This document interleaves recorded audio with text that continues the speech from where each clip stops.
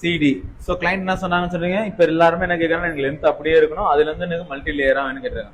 Already உங்க hair என்ன கொண்டுட்டாரு, hair எப்படி இருந்துச்சு, ரொம்ப ட்ரையா ஃப்ரிஸியா இருந்துச்சு. ஓகேவா? ஸோ இப்போ என்ன ஆச்சு, நீங்க கட் பண்ணும் போதுமே ஒரு கைட்லைன் வேற வேற மாதிரி இருக்கு, ஏன்னா பிரேக்கேஜ் நிறைய இருக்கு. அப்ப என்ன பண்ணீங்க, காமனா என்ன பண்ணீங்க, இந்த இடத்துல ஒரு 180 கிரியேட்டிவ் மெத்தட்ல 180 இங்க வச்சீங்க. இப்போ இது என்ன பண்றோம், ஏபியும் கஸ்டமைஸ் பண்றோம். ஏன் கஸ்டமைஸ் பண்றோம், பிக்சரா ஏதாவது பண்ண முடியுதா? ஃப்ரண்ட்ல முன்னாடி ரொம்ப லென்த் கம்மியா இருக்கு, இங்க லென்த் நிறைய இருக்கு.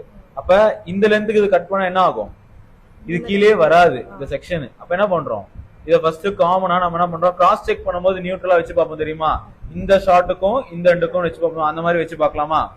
சோ என்ன பண்றேன், ஹேர இந்த ஃப்ரண்ட்ல இருக்க கைட்லைன் இதையும் வச்சு பாக்குறேன். இப்ப எதை மட்டும் நான் கட் பண்றேன், இப்ப எதுவுமே டிஃபர் வராது இல்ல. இப்ப என்ன பண்றேன், ஒரு நம்ம ஃப்ளோர் டிகிரில 135 இல்ல 120 அந்த மாதிரி வருமா. இப்ப எதை மட்டும் கட் பண்றோம், இந்த லென்த் நமக்கு டச் பண்ணல, ஃப்ரண்ட்லயும் நடுவுல என்ன ஹேர் இருக்கோ அதை மட்டும் தான் கட் பண்றேன்.